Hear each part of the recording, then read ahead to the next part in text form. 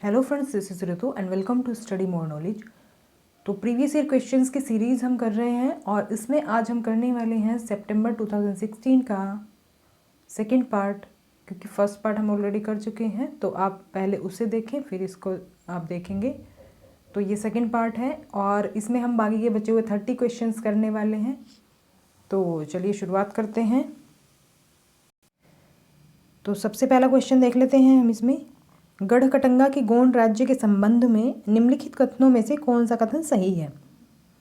तो हमें बताना है कि जो गढ़कटंगा का जो गोंड किंगडम था उसके बारे में कौन सा स्टेटमेंट इसमें करेक्ट होगा।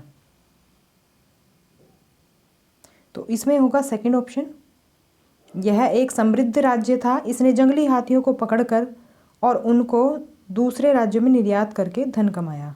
तो जो जंगल में जो हाथी ऐसे ही घूमते रहते थे उनको वो पकड़ लेते थे और उसे दूसरे राज्यों में निर्यात करके उन्होंने काफ़ी धन अर्जित किया। तो सेकंड ऑप्शन इसमें करेक्ट होगा।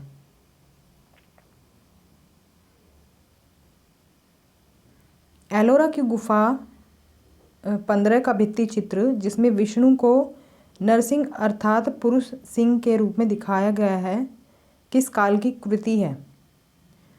तो जो विष्णु जी की मूर्ति है वो पूछा गया है हमसे कि कौन से काल की है, कौन से काल में ये निर्मित की गई थी। तो ये की गई थी राष्ट्रकूट काल में। तो ये काफ़ी प्रसिद्ध गुफा कही जाती है एलोरा की।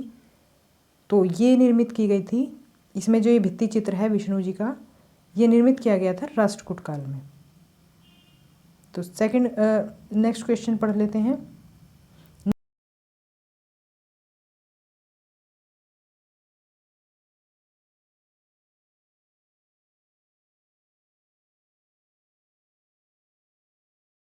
जब मुद्रा नहीं थी, मतलब पैसा नहीं था जैसे आजकल है, तो तब वस्तु विनिमय पद्धति के द्वारा ही हम कोई भी चीज़ खरीदते थे।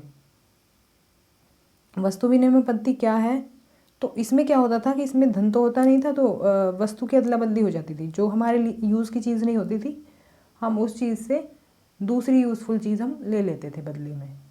तो ये होता था वस्तु विनिमय पद्धति। तो इसमें हो जाएगा,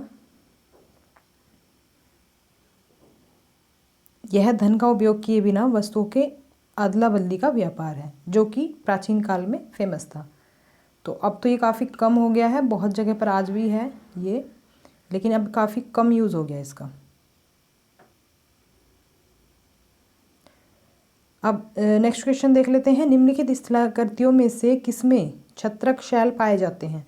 तो ये क्वेश्चन मैंने पहले भी करवाया है आपको। तो सीटेट में प्रीवियस ईयर का इसलिए ही बड़ा रोल है क्योंकि इसमें क्वेश्चंस काफ़ी मात्रा में रिपीट होते हैं, काफ़ी संख्या में मतलब रिपीट होते हैं। तो इसीलिए प्रीवियस ईयर का बहुत बड़ा रोल है। तो इसमें आ जाएगा रेगिस्तान। तो मशरूम रॉक्स जो हैं वो मिलती हैं रेगिस्तान में। जो रेत के बड़े बड़े टीले होते हैं, जब हवा उनसे लगातार गुजरती रहती है तो क्या होता है, जो साइड वाला एरिया है वहाँ से जो मिट्टी है वो हटा देती है, उसका कटाव कर देती है एक तरह से। तो वो जो साइड वाली मिट्टी हट जाती है तो ऊपर का जो एरिया होता है वो बिल्कुल छत्रक की तरह एक तरह हमें दिखने लगता है, छाते की तरह आप कह सकते हैं। तो वो कुछ इस तरह से दिखने लगता है और नीचे का स्ट्रक्चर कुछ इस तरह का बन जाता है। तो इसीलिए हम इसे कहते हैं छत्रक शैल। तो क्योंकि यहाँ की मिट्टी साइड वाली सब हट जाती है ये, तो इसीलिए इस तरह का स्ट्रक्चर बनकर आता है। तो इसका ऑप्शन हो जाएगा फर्स्ट, रेगिस्तान। निम्नलिखित में बंगाल 18वीं सदी में धीरे धीरे मुगल नियंत्रण से अलग हो गया। तो इसका आंसर हो जाएगा मुर्शीद कुली खान। तो ऐसा क्यों हो रहा था, क्योंकि 18वीं सदी की स्टार्टिंग में क्या हुआ था, औरंगजेब की डेथ के बाद, औरंगजेब की जैसे ही डेथ हुई तो उसके बाद कमज़ोर मुग़ल शासक आए। अब जैसे ही कमज़ोर मुग़ल शासक आए तो मुग़ल सत्ता का एक तरह से धीरे धीरे पतन होना शुरू हो गया। अब कमज़ोर शासक थे, कुछ उनके हाथ में था नहीं, तो जो भी मजबूत सूबेदार वगैरह थे कहीं पर भी किसी भी एरिया में, जैसे बंगाल हुआ, अवध हुआ, तो इन एरियाज़ में जो भी मजबूत सेनापति प्रधानमंत्री जो होते हैं ना, ये उच्च पदों पर जो होते हैं आसीन, तो इन लोगों ने क्या किया कि अपने आप को स्वतंत्र घोषित कर दिया कि हम मुगल नियंत्रण से बाहर हैं, मतलब अब स्वतंत्र रूप से काम करेंगे। मतलब पहले तो मुगलों के डायरेक्शन में काम करते थे, लेकिन अब ये खुद से काम करेंगे, जो भी इन्हें नियम कानून जो भी इन्हें लागू करने होंगे। तो इसका मतलब ये होगा, तो सेकंड ऑप्शन इसमें करेक्ट हो जाएगा, मुर्शिद कुली खान। नेक्स्ट क्वेश्चन है, तो देखिए वायुमंडल की परतों पर फिर से क्वेश्चन आ गया है। इसके बहुत सारे क्वेश्चन आए हुए हैं, तो ये परतों का बस आपको इतना ध्यान रखना है कि कौन सी परत में कौन सी घटना होती है, और कुछ ज़्यादा इसमें याद करने की ज़रूरत नहीं है। तो इसमें यही आता है अक्सर। तो सबसे पहली परत होती है क्षोभमंडल, या फिर हम पहले समझ लेते हैं लेयर्स को। जैसे ये पृथ्वी है, तो पृथ्वी पर इस तरह से कुछ लेयर्स बनी हुई हैं, ये है 5 लेयर्स। तो सबसे पहले क्षोभमंडल, फिर समतापमंडल मतलब स्ट्रेटोस्फीयर, फिर है मध्यमंडल, मध्यमंडल बिल्कुल बीच में आ जाती है, इस तरह से भी आप याद रख सकते हैं। इसके बाद आती है आयनमंडल, और सबसे बाद में आती है बहिर्मंडल। तो ये 5 परतें हैं। तो आयनमंडल जो है उसको बाह्य वायुमंडल भी कहते हैं, जो नाम इसमें दिया हुआ है, मतलब थर्मोस्फीयर। सबसे पहले हम क्षोभमंडल का देख लेते हैं, क्योंकि ज़्यादातर ये पता ही होता है सबको। तो क्षोभमंडल में मौसमी घटनाएं होती हैं, तो मौसम की लगभग सभी घटनाएं इस परत में घटित होती हैं। तो हम पहले से मैच कर लेते हैं, फर्स्ट ऑप्शन से कौन सा मैच हो रहा है, ये हो रहा है पहले ही ऑप्शन में। तो पहले से मैच हो रहा है फोर्थ, फिर हो जाएगा बी से थर्ड मैच हो रहा है। समताप मंडल में होती है ओजोन गैस की एक परत, और इसमें ही वायुयान भी उड़ाए जाते हैं। वायुयान उड़ाने के लिए भी आदर्श होती है। क्यों आदर्श होती है? क्योंकि इसमें मौसमी हलचल नहीं होती है, तो वो एक आदर्श बन जाती है वायुमंडल की उड़ान के लिए, तो इसलिए इसमें वायुयान भी उड़ाए जाते हैं। फिर है मध्यमंडल, तो मध्यमंडल में उल्कापिंड आने पर जल जाते हैं, तो सी का सेकंड होगा। और बाह्य वायुमंडल बचता है, तो इसका हो जाएगा आयन मंडल। तो आयन मंडल इसका एक भाग है, वैसे इसे आयन मंडल भी बोल सकते हैं। तो फर्स्ट ऑप्शन इसमें करेक्ट होगा, ये वाला करेक्ट हो जाएगा।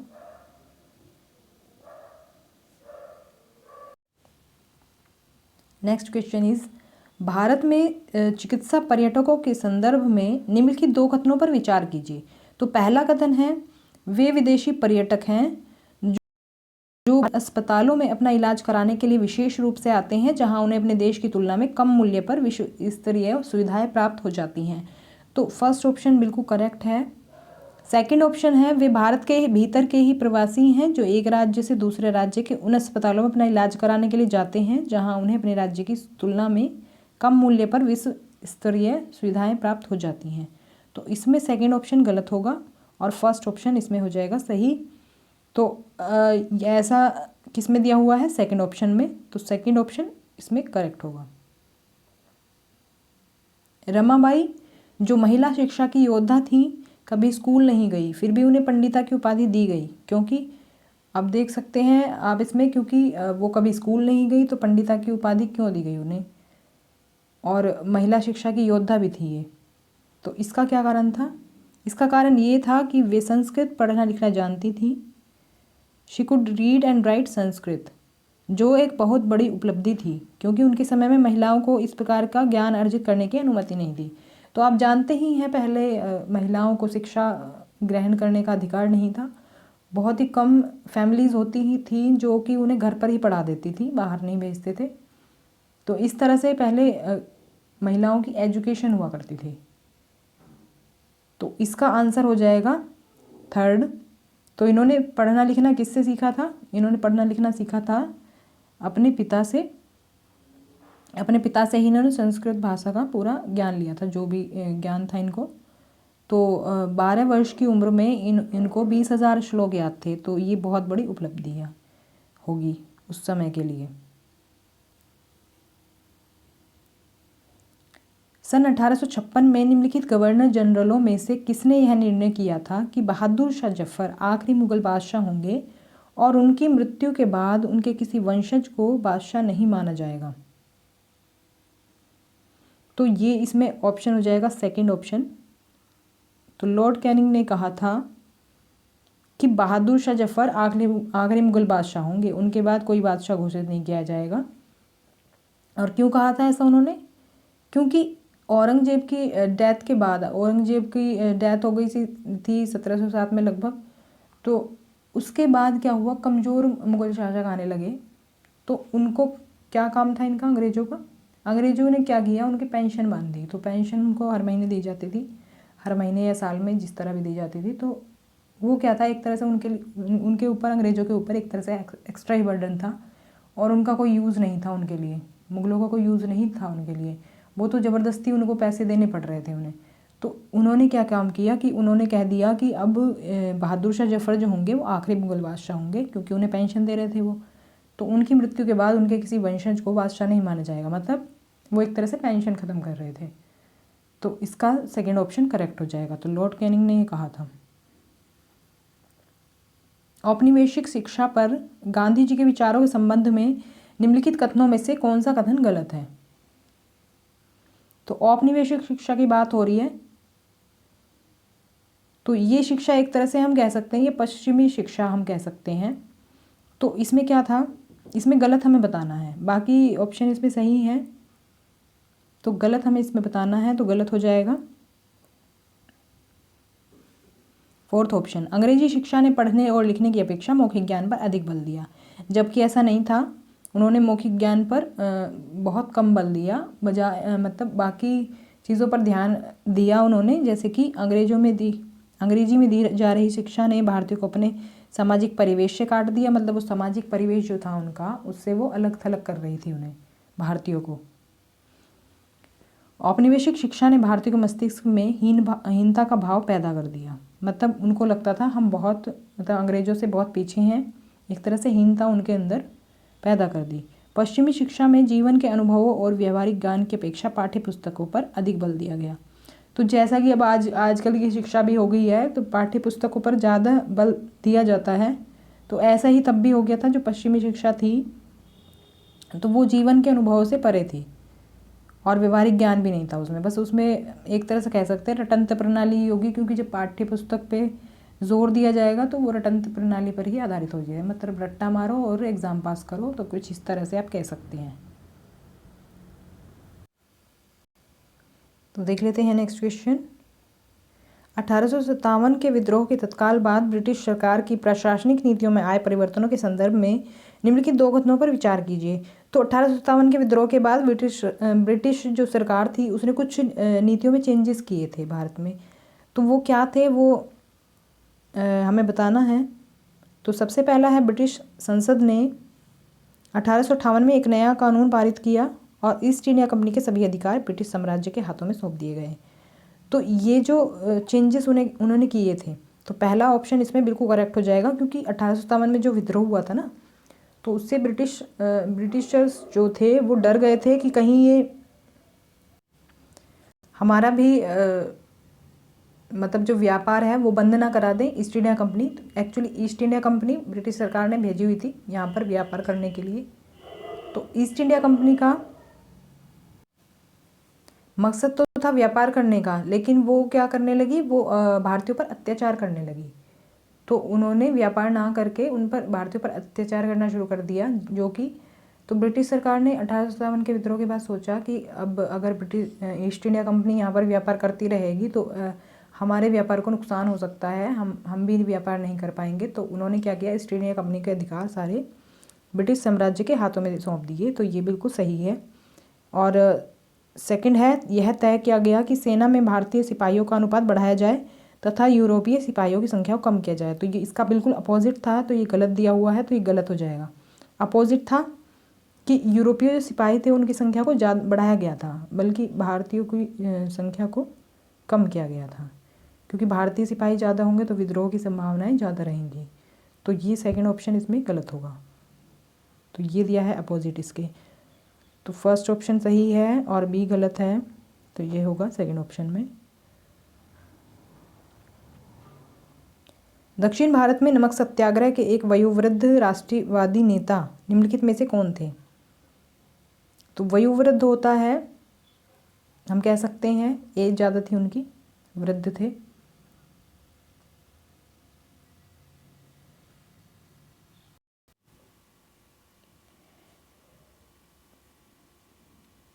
तो इसमें हो जाएगा फर्स्ट ऑप्शन सी राजगोपालाचारी।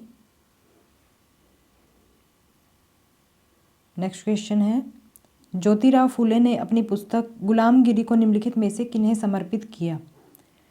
तो ज्योतिराव फूले जो थे उन्होंने एक पुस्तक लिखी थी गुलामगिरी। तो इन्होंने इसे किसे समर्पित किया?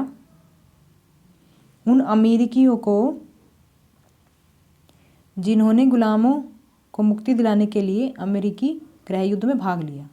तो ये अमेरिकियों पर आधारित है। तो थर्ड ऑप्शन इसमें करेक्ट होगा।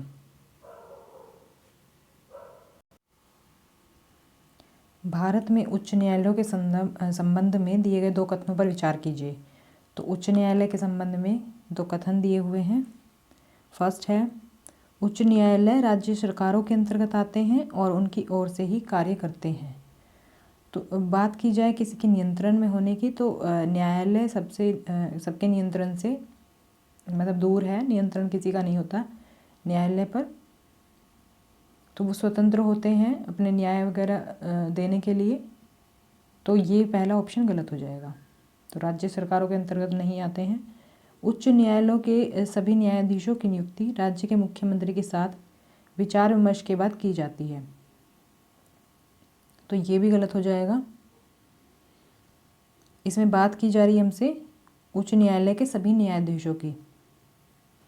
तो इसमें क्या होता है कि जो मेन जो जज होता है, मुख्य जो जज होता है, उसकी नियुक्ति तो राष्ट्रपति द्वारा होती है, लेकिन जो बाकी के जो जजेस होते हैं उनकी जो नियुक्ति होती है वो होती है जो मुख्य जज होते हैं, मेन जज जो होते हैं उनके और राज्यपाल के परामर्श के द्वारा उनकी नियुक्ति होती है। तो मुख्यमंत्री के साथ विचार विमर्श नहीं होता, इसमें राज्यपाल के साथ होता है। तो सेकंड ऑप्शन भी इसमें गलत होगा। तो दोनों ही गलत हैं इसमें। तो फर्स्ट ऑप्शन करेक्ट होगा। निम्नलिखित मदों में से कौन सी मद कैलिको के नाम से जानी गई, जिसे पुर्तगाली भारत से यूरोप ले गए थे? तो जैसा कि आप जानते हैं जो पुर्तगाली यूरोपियन थे तो वो हमारे यहाँ पर काफ़ी चीज़ों को लेकर अट्रैक्ट हुए थे। जैसे मसाले हुए, जैसे कि काली मिर्च तो खैर मसालों में ही आती है, जैसे सूती कपड़े हुए, कपास हुई, तो ये सब काफ़ी सारी चीज़ें थी जिनसे ये लोग अट्रैक्ट हुए थे हमारे यहाँ पर व्यापार करने के लिए। तो इसमें ही एक चीज़ शामिल थी, वो थी सूती कपड़े। सूती कपड़े जो थे इनको भी ये ले गए थे और ये सबसे पहले तो मसालों की तलाश में ही आए थे। मसालों की तलाश में केरल आए तो इन्होंने कालीकट पर डेरा डाला था। तो अब क्या हुआ, ये सूती कपड़े भी अपने साथ ही ले गए थे। तो कालीकट से जो शब्द निकला उसे कैलिको कहा गया और कैलिको ही बाद में सूती कपड़े को भी बोल दिया गया। तो ये शब्द कुछ इस तरह से आया। तो थर्ड ऑप्शन इसमें करेक्ट होगा। एक शिक्षक अनुभव करता है कि उच्च प्राथमिक स्तर पर विषय का भार बहुत है। निम्नलिखित में सबसे अच्छे उपागम का सुझाव दीजिए जो इस समस्या का समाधान करे। तो समस्या का समाधान क्या होगा इसमें? तो समस्या का समाधान इसमें ये होगा कि प्रत्येक अध्याय से महत्वपूर्ण क्षेत्रों की पहचान कर इस पे नोट्स लिखवाएं। तो जो भी महत्वपूर्ण जो पार्ट्स हैं हर अध्याय के, प्रत्येक अध्याय के, ये नहीं कि कोई अध्याय हमें स्किप करना है। तो हर किसी अध्याय में कुछ ना कुछ ऐसा इंपॉर्टेंट पार्ट होता है, तो वो उनकी पहचान करें और उनके नोट्स बनाएं। तो विषय का भार थोड़ा कम हो जाएगा और समग्र जानकारी भी हो जाएगी, मतलब सारी ही जानकारी हो जाएगी, कोई चैप्टर भी छूटेगा नहीं। तो सेकंड ऑप्शन इसमें करेक्ट होगा। अधिक गहराई में स्थित खनिज निक्षेपों तक पहुंचने के लिए गहरे छिद्र बनाए जाते हैं। इस प्रकार के खनन को कहा जाता है।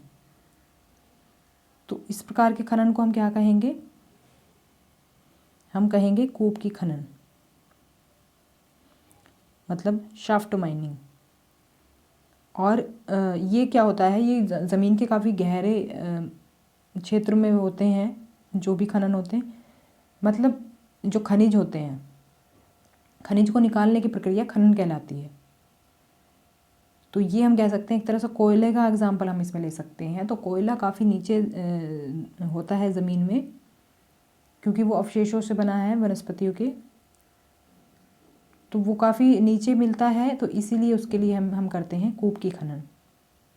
बाकी जो कम गहराई में होते हैं उनके लिए हम करते हैं विवर्त खनन, ओपन कास्ट माइनिंग। तो इस क्वेश्चन का जो आंसर होगा वो होगा थर्ड। लद्दाख में पाया जाने वाला यूरेनियम एक उदाहरण है। तो लद्दाख में पाए जाने वाला यूरेनियम किस चीज़ का उदाहरण है? तो इसको हम कह सकते हैं एक तरह से ये उदाहरण है संभाव्य संसाधन का, पोटेंशियल रिसोर्स का ये उदाहरण है। पोटेंशियल रिसोर्सेज क्या होते हैं? तो पोटेंशियल रिसोर्सेज हम कह सकते हैं जिनका भी फ़िलहाल हम यूज़ नहीं कर रहे हैं, वर्तमान में यूज़ नहीं किया जा रहा है इनका, लेकिन भविष्य में यूज़ होने की संभावना है। जैसे कि हो सकता है हमारे पास वो चीज़ की कमी हो जाए या वो ख़त्म हो जाए बाकी जगह पर, तो हम उसका यूज़ कर सकते हैं भविष्य में। और इसकी हमें क्वांटिटी नहीं पता होती कि कितनी मात्रा में अवेलेबल है, तो करेक्ट एग्जैक्ट क्वांटिटी हम नहीं बता सकते। तो इसीलिए हम इनको मतलब एक तरह से भविष्य के लिए रखते हैं कि हम भविष्य में इनका यूज़ कर सकते हैं। तो नेक्स्ट क्वेश्चन है, गर्म जल के झरने डैश से प्राप्त ताप ऊर्जा के परिणाम स्वरूप बनते हैं। तो गर्म जल के झरने मिलते हैं भूतापीय ऊर्जा से। तो भूतापीय ऊर्जा होती है जो पृथ्वी से प्राप्त की जाती है। तो आप जानते ही हैं जैसे जैसे हम पृथ्वी में गहराई में जाएंगे तो टेम्परेचर भी इसमें बढ़ता जाएगा। तो क्या होता है, कभी कभी ये तापमान तो ये झरनों के रूप में बाहर आता है। आपने देखा होगा कहीं कहीं ठंडी जगह पर आपको गर्म पानी के झरने मिलेंगे, तो ये उसी का परिणाम होता है। तो इससे काफ़ी शक्ति या ऊर्जा का उत्पादन में भी हम यूज़ में लेते हैं इसे, भूतापीय ऊर्जा को। तो यूएसए में सबसे बड़ा भूतापीय ऊर्जा का जो प्लांट है आप कह सकते हैं, और इंडिया में भी है। इंडिया में है मणिकर्ण हिमाचल प्रदेश में, और लद्दाख में भी है पूगा घाटी के नाम से, या पूगा घाटी में आप कह सकते हैं। तो इसका ऑप्शन हो जाएगा फर्स्ट। संसार में प्रचलित रोपण कृषि की विहित में से कीजिए। तो रोपण कृषि की बात हो रही है यहाँ पर, प्लांटेशन फार्मिंग। तो इसको हम कह सकते हैं यह एक वाणिज्यिक प्रकार की कृषि है जो विस्तृत क्षेत्रों पर की जाती है। तो वाणिज्यिक प्रकार की कृषि कौन सी होती है? इसको हम कह सकते हैं कमर्शियल टाइप ऑफ फार्मिंग हम कह सकते हैं। तो कमर्शियल टाइप ऑफ फार्मिंग का मतलब होता है जिसका उत्पादन हम रुपीज़ कमाने के लिए करें, मतलब जिसका उत्पादन हम करते हैं धन कमाने के लिए, हम ये कह सकते हैं। तो इसमें कई तरह की फसलें आती हैं जैसे चाय, कहवा, रबड़, कॉफ़ी, कॉफ़ी कहवा ही होता है एक्चुअली, कोको, नारियल, केला, गन्ना। तो ये सब जो होती हैं ये एक तरह से हम कह सकते हैं वाणिज्यिक कृषि का प्रकार ही हैं, क्योंकि इनका उत्पादन हम करते हैं धन कमाने के लिए। तो इसके लिए फिर हम अधिक से अधिक मशीनरी का यूज़ करते हैं और ज़्यादा से ज़्यादा उत्पादन की हम कोशिश करते हैं इसमें। तो फोर्थ ऑप्शन इसमें करेक्ट होगा। मध्य और शीर्ष प्रबंधन की प्रतिभा सर्वाधिक उपलब्ध होने का विशेष लाभ है। निम्नलिखित में से किस नगर को विशेष लाभ निम्नलिखित में से किस नगर को हमेशा प्राप्त है? तो ये हम कह सकते हैं बेंगलुरु को। अब जैसा कि आप जानते हैं बेंगलुरु को हम सिलिकॉन सिटी भी कहते हैं, क्योंकि इसमें सबसे ज़्यादा आईटी सेक्टर मिलते हैं, सबसे ज़्यादा कंपनियां मिलती हैं यहाँ पर, और शैक्षणिक संस्थान और काफ़ी सारी चीज़ें इसमें मिलती हैं। उद्योग और शोध संस्थान भी सबसे ज़्यादा यहाँ पर ही मिलते हैं। तो एक तरह से हम कह सकते हैं जो हमारा इंडस्ट्रियल एरिया है वो काफ़ी मात्रा में यहाँ पर मिलेगा आपको बेंगलुरु में, और ये दक्कन पठार में है, और यहाँ पर खनिज भी काफ़ी मात्रा में मिलते ही होंगे। तो और यहाँ पर जो साल भर है जलवायु भी अच्छी रहती है। तो यही कारण है कि इसे हम अलग काउंट करते हैं हमारे कंट्री में बेंगलुरु को, सिलिकॉन सिटी भी बोलते हैं इसे। तो फर्स्ट ऑप्शन इसमें करेक्ट हो जाएगा। राज्य की विधायिका अंग से अभिप्राय है, तो विधायिका के बारे में हमसे पूछा है, तो विधायिका क्या होती है? विधायिका है नागरिकों द्वारा निर्वाचित प्रतिनिधि। तो जैसा कि आप जानते हैं, जो हम वोटिंग करते हैं उसके थ्रू हम अपने प्रतिनिधि चुनते हैं, जो हमारे लिए कानून बनाते हैं, नियम बनाते हैं संसद में जाकर। तो क्या है, हम डायरेक्टली पार्टिसिपेट नहीं करते हैं उसमें, किसी भी कानून निर्माण में, लेकिन हमारी सहमति होनी ज़रूरी होती है। तो हम अप्रत्यक्ष रूप से भाग लेते हैं, एक तरह से हम कह सकते हैं। तो राज्य की जो विधायिका है, तो वो विधायिका के अंतर्गत वही प्रतिनिधि होते हैं जो हमने चुने हैं, हमने जो इलेक्ट किए हैं नागरिकों ने। तो थर्ड ऑप्शन इसमें करेक्ट होगा। फौजदारी कानून के अंतर्गत मामले के निवारण के बारे में निम्नलिखित कथनों में से कौन सा कथन सही है? तो फौजदारी कानून के अंतर्गत जो मामले हैं उनके बारे में हम बताएं अगर, तो ये होगा कि सबसे पहले तो पुलिस के पास एफआईआर दर्ज की जाती है, फर्स्ट सूचना रिपोर्ट, और इसके बाद अदालत में मामला दर्ज किया जाता है। तो ये हो जाएगा सेकंड ऑप्शन। इसमें आपराधिक मामले आते हैं, जैसे कि जो कानून में अपराध माने जाते हैं, जैसे चोरी हो गए, दहेज हो गया, हत्या हो गई।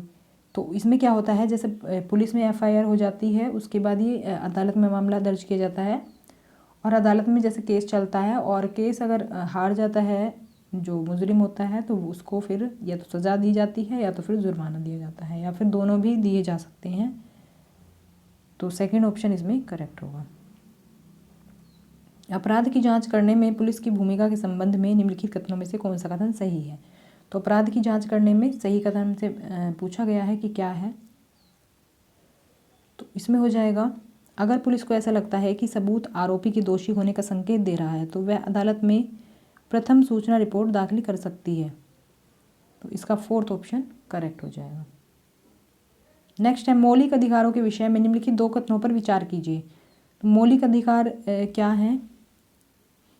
कुछ ऐसे अधिकार जो कि हर नागरिक का अधिकार होता है, उन पर उन्हें कोई भी नहीं छीन सकता।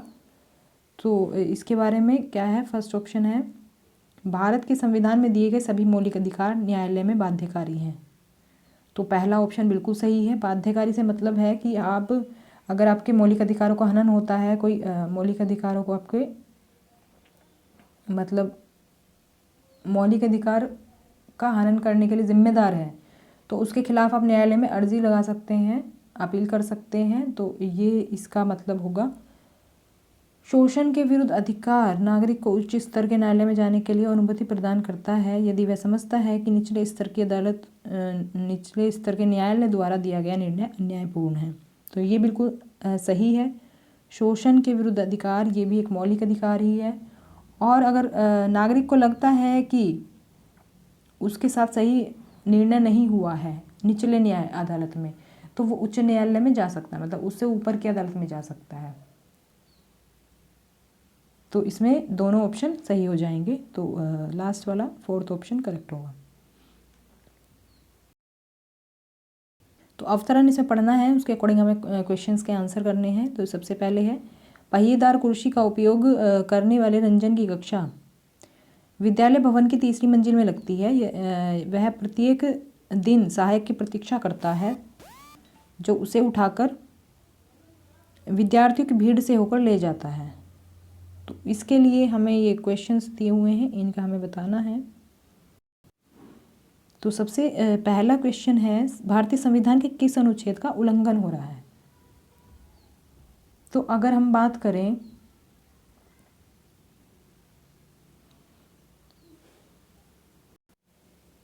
आर्टिकल 15 की, तो ये बात करता है समानता की, समानता के अधिकार की बात करता है, जो कि उसे समान दर्जा नहीं दिया जा रहा है क्योंकि वो विद्यार्थियों की भीड़ से होकर जाता है, जो उसके लिए एक तरह से उसे अजीब लगता है। और इसमें क्या है कि समानता का जो अधिकार है अनुच्छेद 15 में जो वर्णन है जिसका, वो है कि राज्य केवल धर्म, मूल वंश, जाति, लिंग, जन्म स्थान के आधार पर विभेद नहीं करेगा, और इसमें जो स्त्री होंगी और बालक होंगे उनके लिए विशेष उपबंध कर सकता है। तो इसका पालन राज्य नहीं कर रहा है, अनुच्छेद 15 का ही हम कह सकते हैं।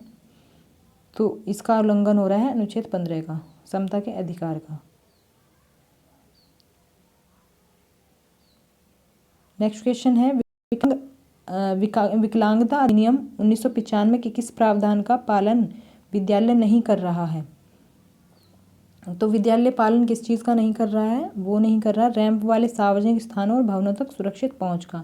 क्योंकि जो विकलांग हैं, अब तो विकलांग नहीं बोलते उन्हें, अब बोलते हैं दिव्यांग। तो दिव्यांग जो बच्चे हैं या जो भी हैं, उनके लिए क्या प्रावधान किया गया है कि जो रैंप वाले हैं, रैंप वाले जो लोग हैं, सॉरी रैंप बोलते हैं ढलान को, तो जो ढलान वाले जो एरिया होते हैं उसमें सुरक्षित पहुंच होनी चाहिए। ये इस तरह के मतलब लोगों की जो वहाँ तक पहुंच नहीं सकते, तो उनके लिए क्या होता है, जैसे बैंक में भी आप देखें या सार्वजनिक जो पब्लिक प्लेसेस होते हैं वहाँ पर थोड़े ढलान बनाए जाते हैं इसी वजह से, जिससे कि जो व्हील चेयर वगैरह पर जो है लोग, उनको दिक्कत ना आए। ढलान वाले होंगे तो उन्हें कोई भी वहाँ तक ले जा सकता है, उन्हें उठाने की ज़रूरत नहीं है अलग से, वो व्हील चेयर से ही खुद भी जा सकते हैं। तो इसका पालन विद्यालय नहीं कर रहा है, तो थर्ड ऑप्शन इसमें करेक्ट होगा। रंजन के प्रति समानुभूति के विकास के लिए विद्यार्थियों के साथ किया गया निम्नलिखित में से कौन सा क्रियाकलाप सबसे अधिक उपयुक्त होगा? तो इसमें जो ऑप्शन होगा वो हो जाएगा, एक भूमिका निर्वाह नाटिका का आयोजन करना जिससे विद्यार्थी व्हील चेयर में ले जाए जाने को अनुभव कर सकें। तो थर्ड ऑप्शन इसमें बिल्कुल सही हो जाएगा। रोल प्ले करेंगे वो एक तरह से उसी रंजन का, तो वो समझ पाएंगे व्हील चेयर में ले जाए जाने के अनुभव को। इस वर्णन का चुनाव करते समय निम्नलिखित में से किस उद्देश्य पर विचार किया जाना चाहिए?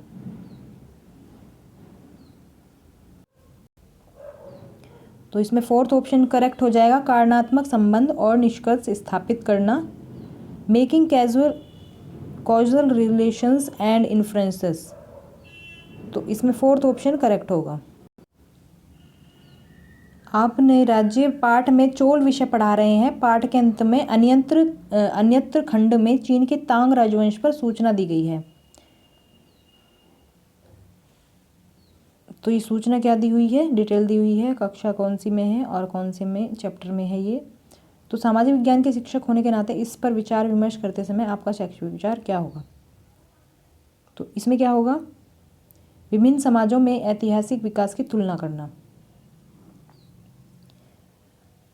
तो इसमें क्या है कि हम क्या करेंगे, हम अगर तुलना करके दोनों के ऐतिहासिक विकास की अगर तुलना करके हम पढ़ाएंगे कि किस तरह से वहाँ पर शासन हुआ और किस तरह से यहाँ पर शासन होता है, यहाँ पर शासन हुआ, और कैसे कैसे नियम चीन में थे और कैसे कैसे नियम हमारे यहाँ पर चोल राजवंश में थे। तो अगर हम इस तरह से तुलनात्मक अध्ययन हम करेंगे अगर ऐतिहासिक विकास का, तो ये बहुत अच्छे से तरीके से समझ में आ जाएगा। तो दोनों में हम तुलना करेंगे, जो चीन का जो तांग राजवंश था और जो चोल राजवंश था भारत का।